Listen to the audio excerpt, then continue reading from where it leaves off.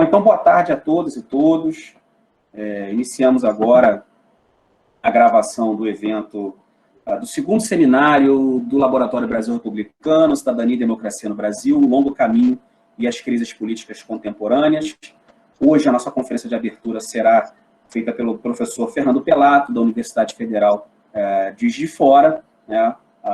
com a apresentação titulada As Crises da Democracia, o Brasil e o Tempo Presente. O professor Fernando Pelato, que é professor adjunto do Departamento de História da Universidade Federal de Juiz de Fora e professor do programa de pós-graduação em História da mesma instituição. É pesquisador do Laboratório de História Política e Social e pesquisador associado do Laboratório de História do Tempo Presente. Professor Fernando Pelato, muito obrigado pela sua presença, agradecemos, é uma grande alegria recebê-lo. Professor, o senhor fique à vontade, pedimos, por favor, que os alunos não se manifestem, né, que os convidados não se manifestem, e que, ao final, nós teremos um tempo dedicado para as perguntas que serão encaminhadas através do chat do professor Fernando. Professor, muito obrigado, eu passo a palavra para você.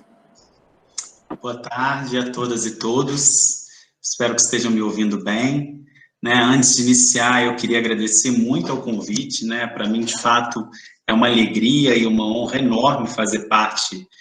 desse evento e fazer essa conferência de abertura, desse evento do Laboratório Brasil Republicano, convite esse mediado pelo Renato, e laboratório esse que reúne pesquisadores que eu tanto respeito e tanto admiro. É uma honra estar falando para vocês e com presenças de pessoas tão especiais como a professora Ângela. Então, também aproveito também para parabenizá-los pela segunda edição desse seminário, que eu espero tenha vida longa. Bem, nessa minha fala aqui, intitulada Crises da Democracia e Tempo Presente, eu vou buscar trazer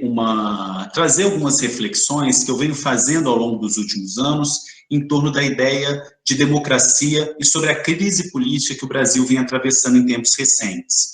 Eu vou dividir a minha fala em dois momentos. Em uma primeira parte, eu vou fazer uma reflexão mais geral sobre a ideia de crises da democracia.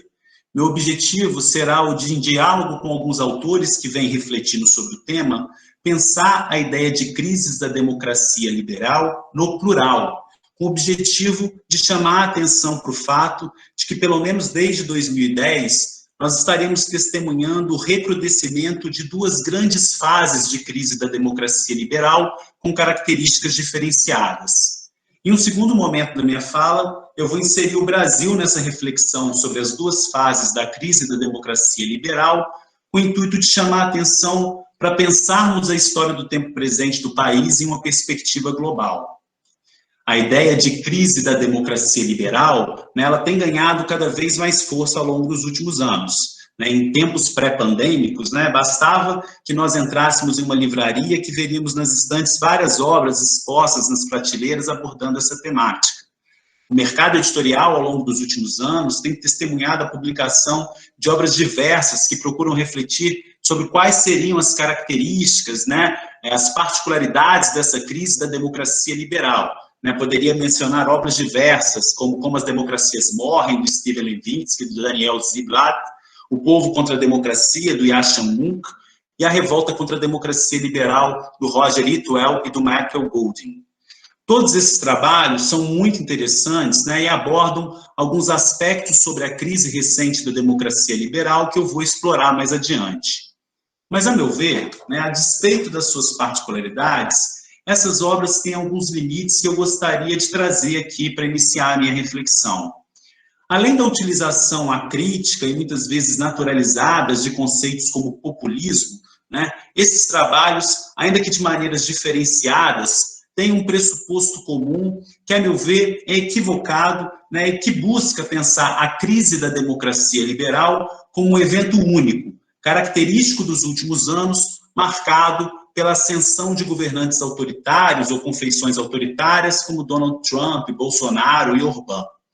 Essa abordagem, em grande medida, acaba por naturalizar o funcionamento da democracia liberal no período anterior à ascensão desses governos, como se as democracias representativas liberais estivessem funcionando perfeitamente bem, sem quaisquer disfuncionalidades.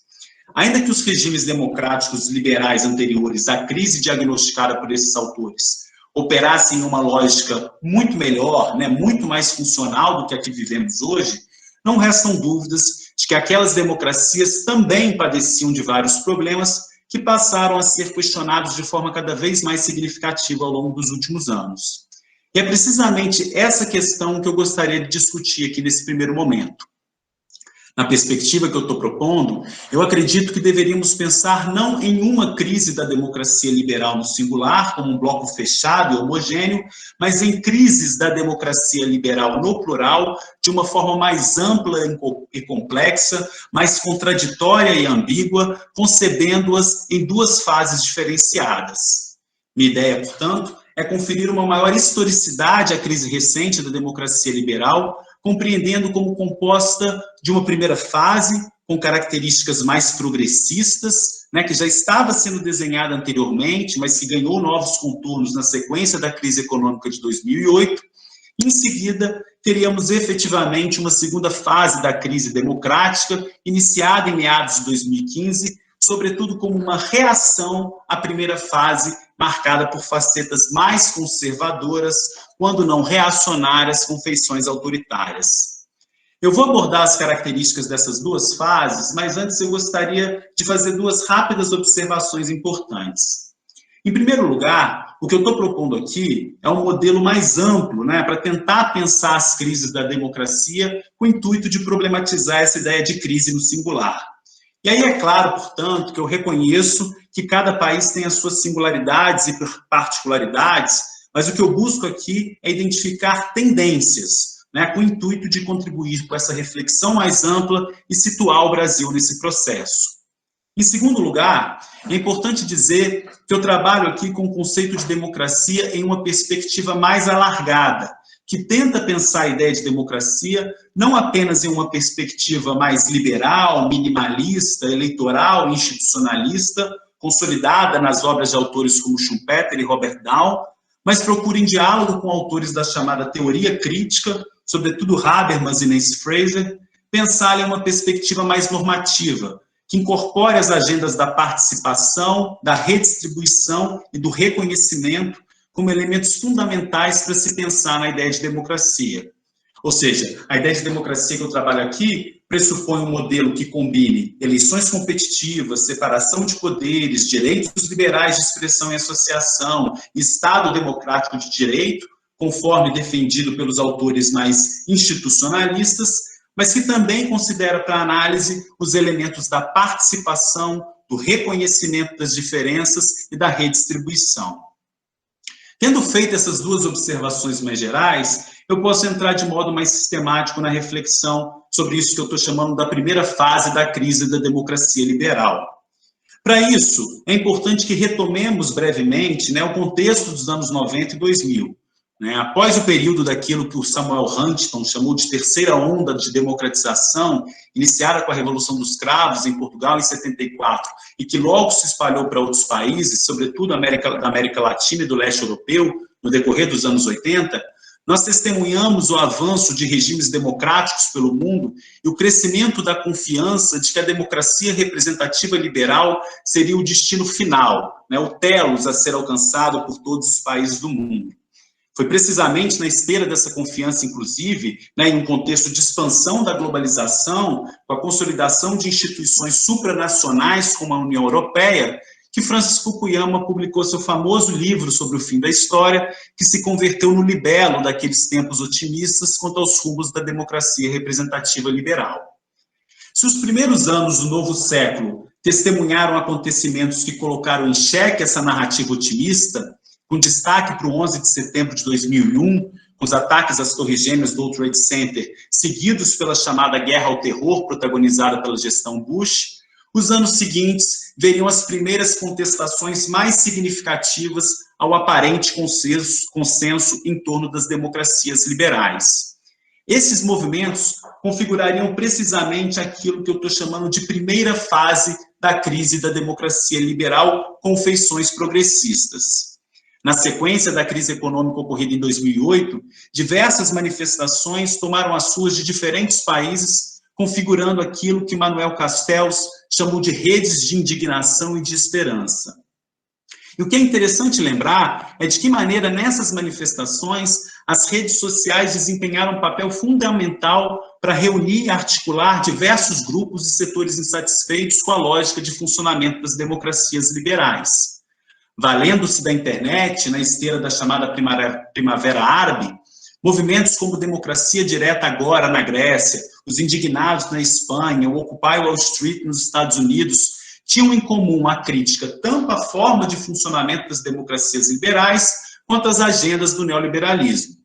Esses movimentos combinavam, portanto, as demandas por uma maior participação direta da população na política, com o intuito de democratizar a democracia, na fórmula consagrada por Boaventura de Sousa Santos, com as demandas por uma maior redistribuição da renda, na sequência da ampliação da desigualdade social após a crise econômica de 2008.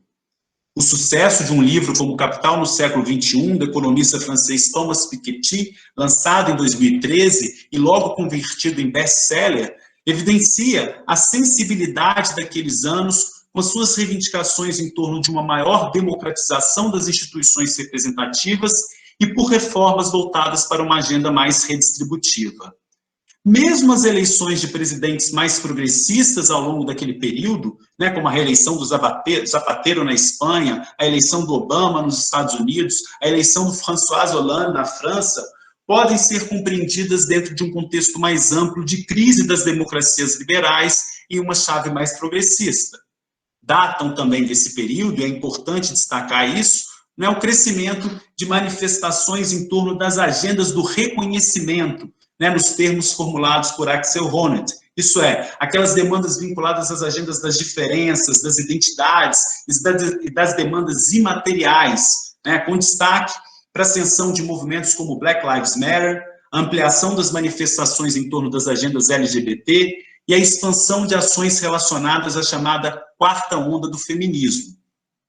Ainda que tenham ocorrido avanços nas políticas de reconhecimento por parte dos governos da terceira via nos anos 90, né, como os governos do Clinton e Blair, por exemplo, elas teriam se dado dentro daquilo que Nancy Fraser chamou de neoliberalismo progressista, isso é, um arranjo que combinaria estratégias de liberalização de mercados com a promoção de políticas identitárias emancipatórias limitadas, defendidas por correntes liberais associadas aos novos movimentos sociais.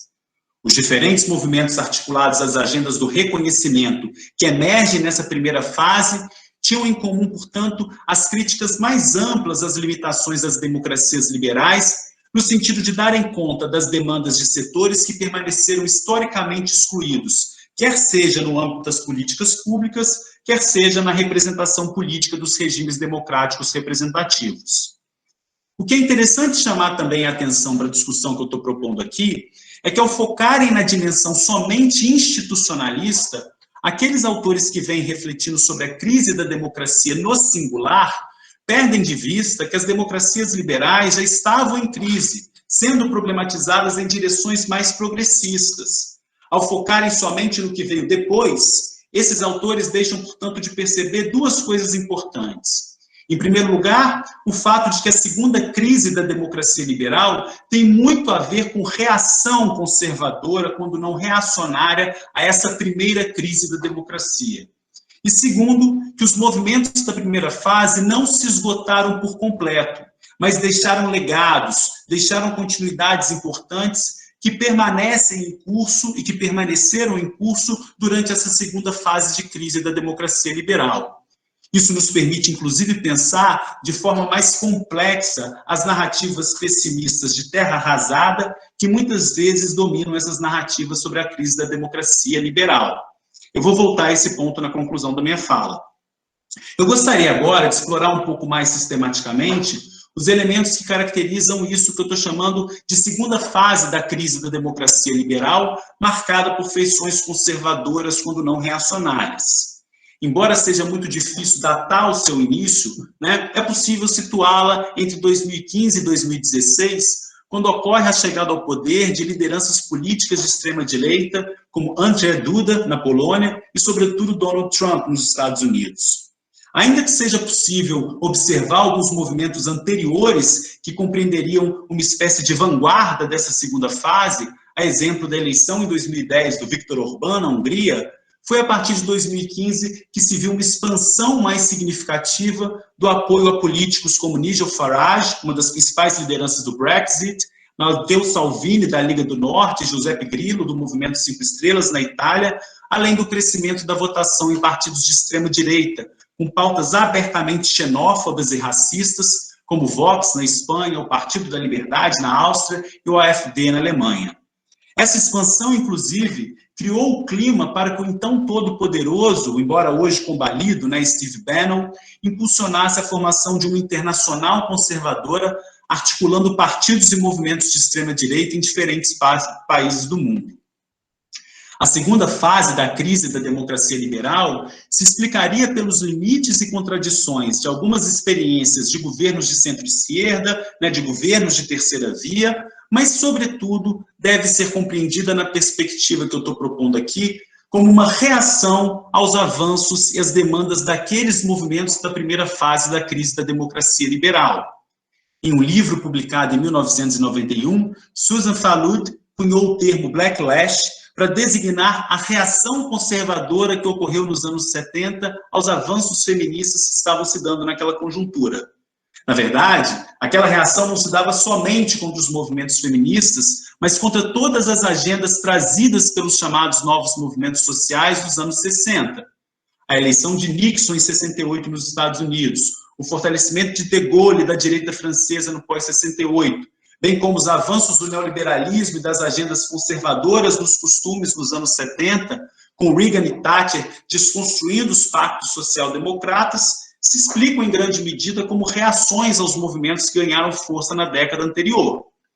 De maneira semelhante, podemos compreender a emergência da segunda fase da crise da democracia liberal a partir de 2015 na perspectiva do Blacklash, ou seja, como reações conservadoras, quando não reacionárias, aos avanços ocorridos nos anos anteriores. De um lado, veríamos o fortalecimento de discursos contra o chamado politicamente correto, associado às agendas do reconhecimento. De outro, veríamos a exploração por parte desses partidos e lideranças de extrema-direita da retórica a favor dos homens brancos deserdados, sobretudo dos bairros e regiões profundas desses países, pertencentes à baixa classe média, que teriam sido preteridos por políticas públicas prioritariamente direcionadas para as chamadas minorias. A retórica do ressentimento foi intensamente mobilizada por lideranças de extrema-direita para insuflar as suas bases e fortalecer os discursos de ódio contra os vencedores da globalização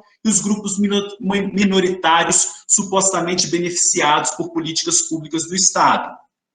É preciso enfatizar, contudo, que esses governantes e movimentos associados à segunda fase da crise da democracia liberal não surgiram por geração espontânea, não surgiram do nada, mas dialogaram com grupos previamente existentes na sociedade. Exemplo do Tea Party nos Estados Unidos, muito bem estudado pela cientista político Tabitha Stockpole, que ganharam força e legitimidade a partir da emergência desses governos da segunda fase.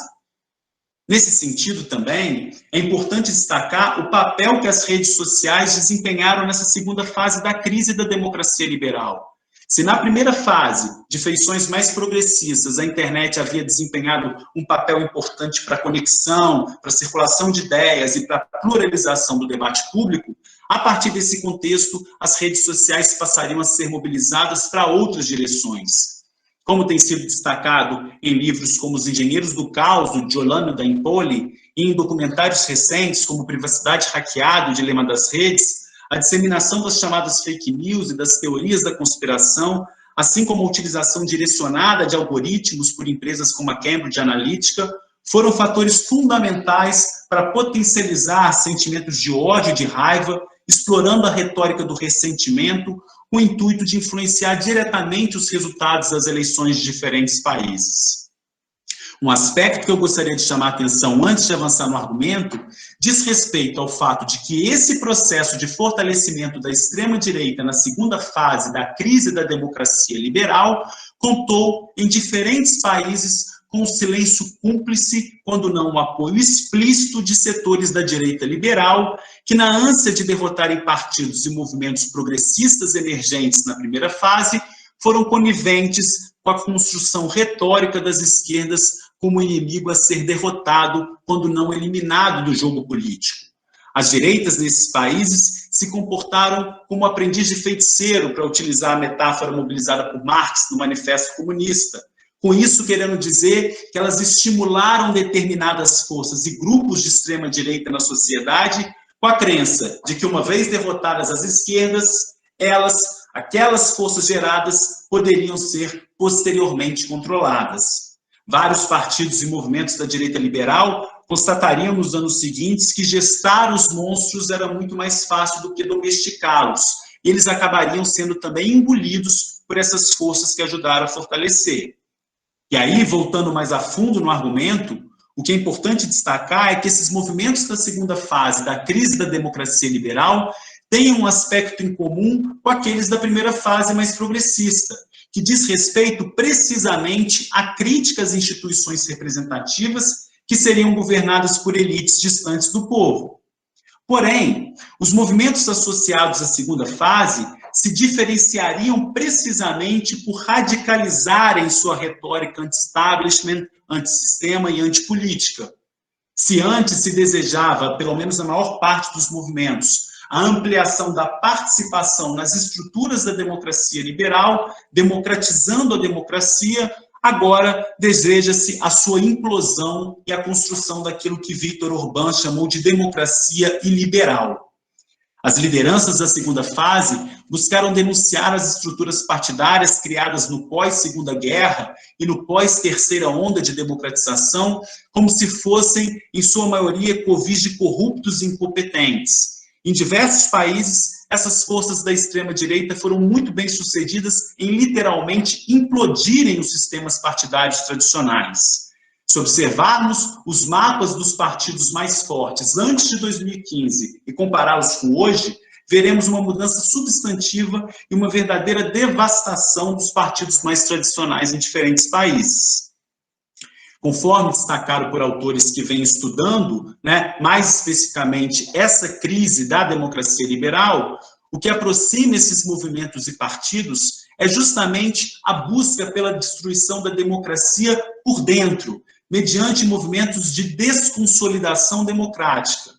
O que se veria em grande medida seria a utilização por parte de presidentes democraticamente eleitos de mecanismos legais e aparentemente constitucionais para fins antidemocráticos. Em seu livro mais recente, intitulado Crise da Democracia, Adam Perkovsky formula o conceito de autoritarismo furtivo para designar essa destruição por dentro dos regimes democráticos, que se daria de maneira gradativa e pouco perceptível, sem golpes e sem rupturas evidentes com as constituições, mas que resultaria na prática na deterioração contínua da democracia, mediante o fortalecimento do poder executivo, o controle do poder judiciário, a submissão do poder legislativo, a instrumentalização de órgãos públicos e agências de controle, o enfraquecimento das oposições e o controle da imprensa. Perkovsky denomina de subrepção justamente esse processo pelo qual um determinado governo adota certas medidas, nenhuma delas explicitamente inconstitucionais ou antidemocráticas, mas que acumuladas minam e destroem pouco a pouco as instituições da democracia liberal. Um último elemento dessa segunda fase da crise da democracia liberal que eu gostaria de dar destaque e que a diferenciaria substantivamente da primeira fase, diz respeito ao fato de que muitos desses movimentos, governos e lideranças combinam a retórica autoritária com a defesa de agendas neoliberais, conformando aquilo que Nancy Fraser chamou de neoliberalismo reacionário. Nesse sentido, o que veríamos seria, de um lado, um Estado fraco na elaboração de políticas sociais e na regulamentação do mercado, inclusive com uma política ultraliberal no mercado das armas, e, de outro, um Estado forte na regulamentação das chamadas agendas do costume, né, em políticas anti-aborto, por exemplo, e um Estado forte também na elaboração de políticas repressivas que ampliariam a população carcerária, sobretudo as populações negras e periféricas, em diálogo com aquilo que Louis Vacan chamou de Estado penal da era neoliberal. Tendo feito, né, esse panorama mais amplo sobre as duas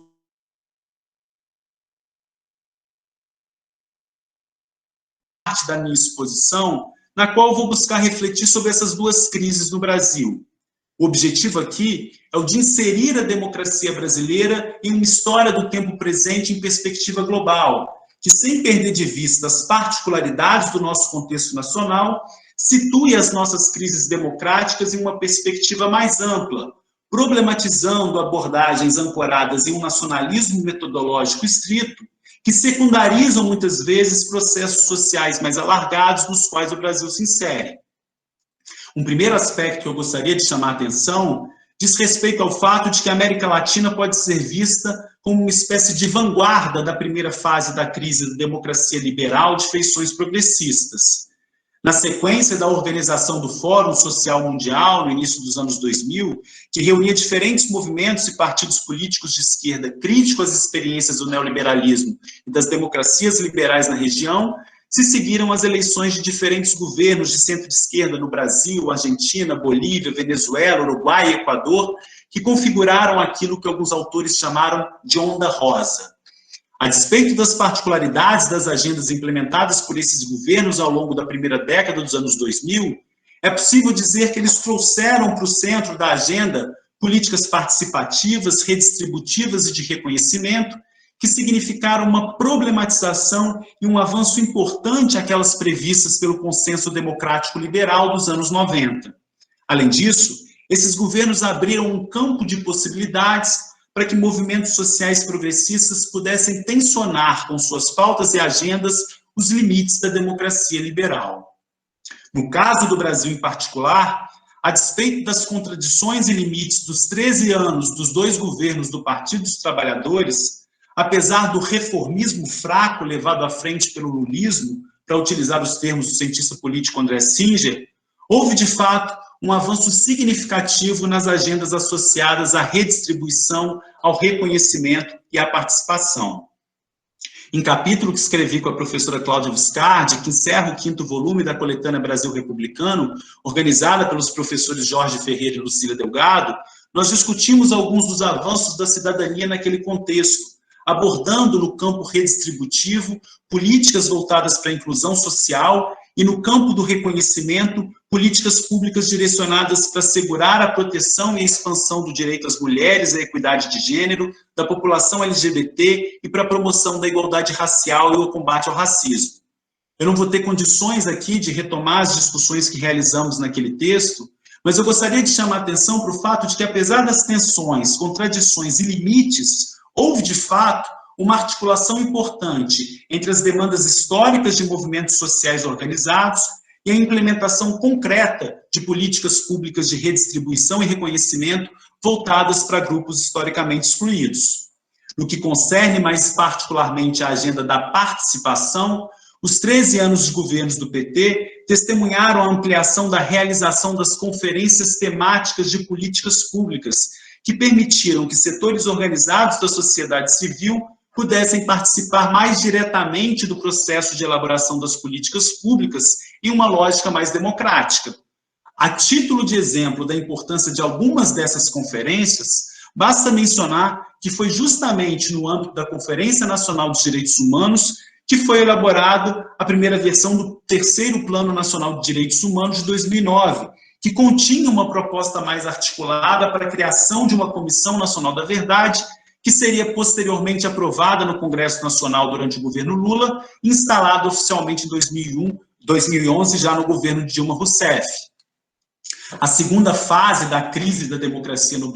liberal no Brasil é cronologicamente muito próxima daquela dos países centrais, podendo ser situada em 2015, ainda que o marco para pensar sua exacerbação tenha sido as manifestações de junho de 2013 que tomaram as ruas e abriram um novo ciclo político no país. Eu não vou entrar aqui, né, na avaliação do mérito das manifestações de junho de 2013, embora eu, particularmente, tenda a vê-las em diálogo com sociólogos como Ângela Alonso e o Breno Bringel, muito mais na chave da contradição do que em uma perspectiva laudatória ou em uma perspectiva que as interprete como contendo desde o início os germes do autoritarismo que se manifestariam depois. Junho de 2013 continha Movimento Passe Livre, MPL, e continha Movimento Brasil Livre, MBL, continha esquerda e direita, mas foram as lutas políticas que ocorreram nos meses seguintes que definiram os caminhos daqueles protestos que foram gradativamente sendo apropriados pela direita. De todo modo, o que me interessa chamar a atenção aqui é que as manifestações de junho de 2013 abriram um ciclo permanente de instabilidade e de crise política que, sob os auspícios da Operação Lava Jato, iriam se exacerbar entre 2015 e 2018, contexto esse de emergência da segunda fase da crise da democracia liberal no Brasil.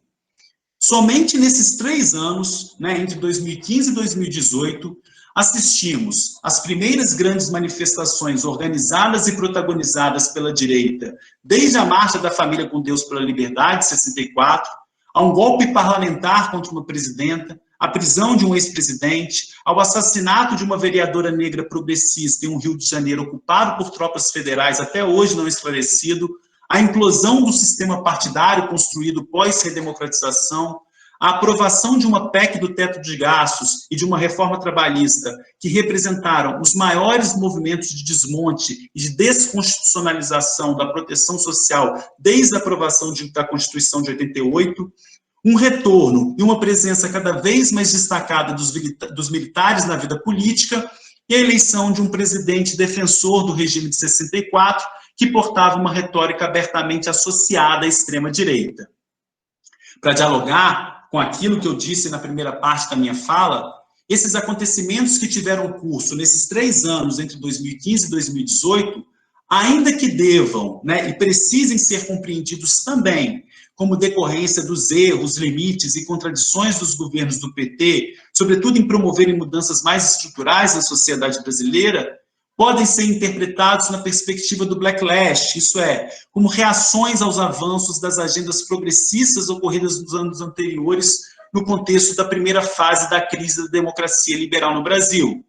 Eu, particularmente, não creio ser possível, portanto, compreender o retrocesso em termos de democracia e de cidadania nesses 3 anos, sem situá-lo na lógica das reações, quer seja as políticas de redistribuição e de reconhecimento, quer seja as iniciativas institucionais impulsionadas pelo governo federal, a exemplo da agenda mais desenvolvimentista levada adiante pela presidenta Dilma Rousseff, o programa Mais Médicos e a Comissão Nacional da Verdade. Ainda que com limites, essas políticas, o empoderamento de novos sujeitos sociais e coletivos associados a elas, provocaram abalos nas estruturas dos conservadorismos, gerando determinadas respostas que foram se fortalecendo nos anos seguintes. É importante destacar aqui, né, que assim como no contexto internacional, essas reações que configuram a segunda fase da crise da democracia liberal no Brasil não surgiram do nada, né, mas se articularam a sentimentos difusos, em alguns casos organizados de grupos mais conservadores já existentes previamente na sociedade brasileira, mas que permaneciam nas sombras, né, e que ganharam novos espaços com as mudanças ocorridas na conjuntura política do país. E outro ponto que eu gostaria de chamar a atenção diz respeito ao fato de que situar as crises da democracia do Brasil em uma história do tempo presente global significa também dizer que, assim como em outros países, as redes sociais desempenharam um papel fundamental nessa segunda fase da crise da democracia liberal. Embora a eleição de Jair Bolsonaro em 2018 não possa ser explicada exclusivamente pelas redes sociais, não restam dúvidas de que elas tiveram um papel importantíssimo para a difusão de fake news e de teorias da conspiração que contribuíram decisivamente para a sua vitória.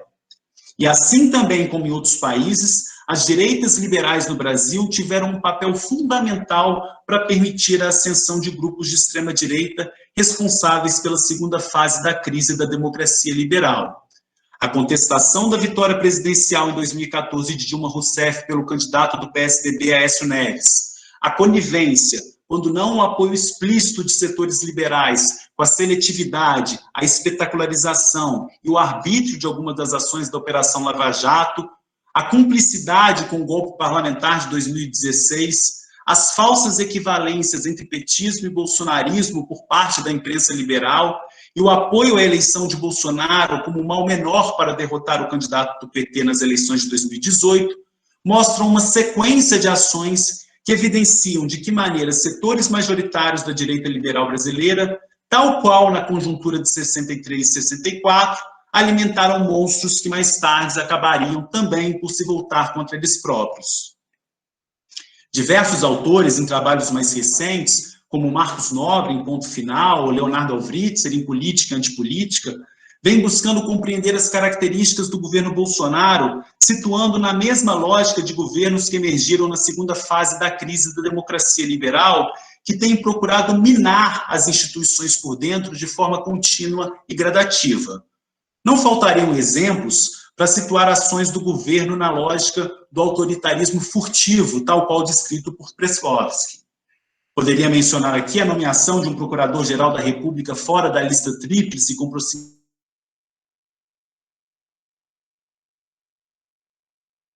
aos ataques ao STF, a militarização crescente do governo, a tentativa de controle do poder legislativo e os ataques sistemáticos à imprensa e à oposição. O governo Bolsonaro, inclusive, tem contribuído para dar legitimidade a sentimentos difusos e movimentos autoritários presentes na sociedade civil brasileira, que se manifestam nesses ataques sistemáticos às instituições democráticas e a setores da oposição. Ainda que o contexto da pandemia do coronavírus, as denúncias contra Flávio Bolsonaro e o caso Queiroz tenham refreado alguns desses avanços, levando o presidente a fazer determinados recuos, as ameaças ainda permanecem. E assim como no contexto internacional, o governo Bolsonaro se aproxima de outras experiências da segunda fase da crise da democracia liberal, ao combinar a retórica autoritária com a defesa de agendas neoliberais, podendo ser também inserido naquilo que Nancy Fraser designou como neoliberalismo reacionário.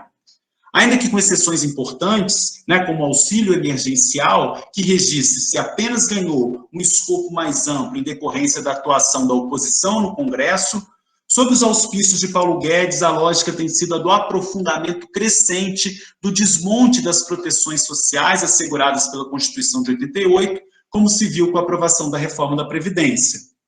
No mais, o Estado busca ser forte na regulamentação da pauta dos costumes, sob a condução da ministra Damares, inclusive dando apoio explícito ao crescimento do lobby contra práticas legais de aborto, e intensifica a agenda da repressão no âmbito da segurança pública, com um discurso refratário à agenda dos direitos humanos. Enquanto isso, de outra parte, se desresponsabiliza e se afasta da regulamentação do controle da pandemia, do desmatamento e do mercado das armas. Como bem percebido por Renato Lessa, em ensaio publicado recentemente na revista Serrote, intitulado Homo Bolsonaros, o libertarianismo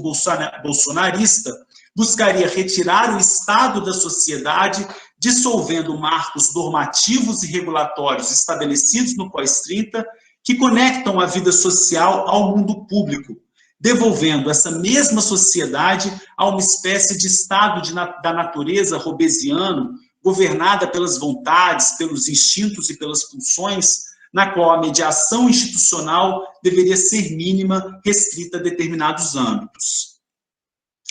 Bem, tendo feito esse panorama mais amplo das duas fases da crise da democracia liberal no Brasil, eu caminho agora para a conclusão da minha fala. E termino trazendo uma pergunta, uma reflexão provocativa para pensarmos coletivamente, Estaríamos testemunhando agora uma terceira fase da crise da democracia liberal, com o enfraquecimento das agendas defendidas pelos movimentos e governos de extrema-direita característicos da segunda fase? Eu, particularmente, acho muito difícil fazer uma previsão. Para dialogar com o texto do Gramsci, contido nos cadernos do cárcere, que tem sido muito mobilizado na atual conjuntura, parece que estamos atravessando um contexto amplo de crise, no qual o velho está morrendo e o novo ainda não pode nascer. O que eu acho importante trazer para reflexão é o fato de que mudanças importantes estão efetivamente ocorrendo. Se nos últimos anos, mesmo no contexto da segunda fase da crise da democracia liberal, já podíamos perceber a existência de pequenas frestas que dialogavam com as esperanças abertas na primeira onda da crise da democracia liberal e que se colocavam em direção contrária à tendência dominante, a exemplo da experiência da geringonça portuguesa, iniciada em 2015, da primavera feminista no Brasil, também em 2015, do surgimento do movimento Me Too nos Estados Unidos em 2017, da eleição de jovens lideranças progressistas em 2017 e 2018, como Alexandria Ocasio-Cortez nos Estados Unidos e a própria Marielle Franco no Brasil, da derrota do Macri na Argentina e a eleição do Alberto Fernandes em 2019, nesse ano pandêmico de 2020, já vimos acontecimentos importantes, como a derrota de Salvini na Itália, a prisão de Steve Bannon, o surgimento dos protestos antirracistas nos Estados Unidos, que se espalharam por diferentes países, a vitória de Arce na Bolívia e a vitória das forças progressistas no plebiscito chileno, que resultará na elaboração de uma nova Constituição exclusiva, paritária, substituindo a Carta Constitucional com marcas da ditadura do Pinochet.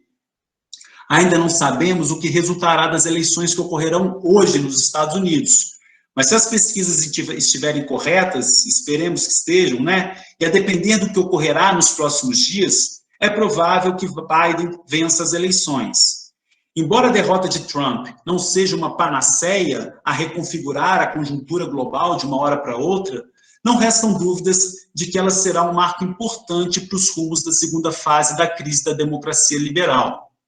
Quando eu trago esses elementos aqui para reflexão, eu não o faço, né, para construir uma análise otimista ingênua, né, porque eu tenho plena consciência que os desafios são vários, né, e diversos, sobretudo em um contexto marcado pela imprevisibilidade da pandemia do coronavírus. Porém, da mesma forma que o otimismo exagerado dos anos 90 e 2000 com a democracia liberal era equivocado, e da mesma forma que o otimismo com as redes de indignação e esperança pós-crise econômica de 2008 era também exagerado por não perceberem a existência de forças conservadoras e autoritárias que reagiriam nos anos seguintes, eu penso que seria um equívoco reverso recair em um pessimismo analítico que não consiga identificar as contradições do momento e as possibilidades abertas com esses novos movimentos recentes.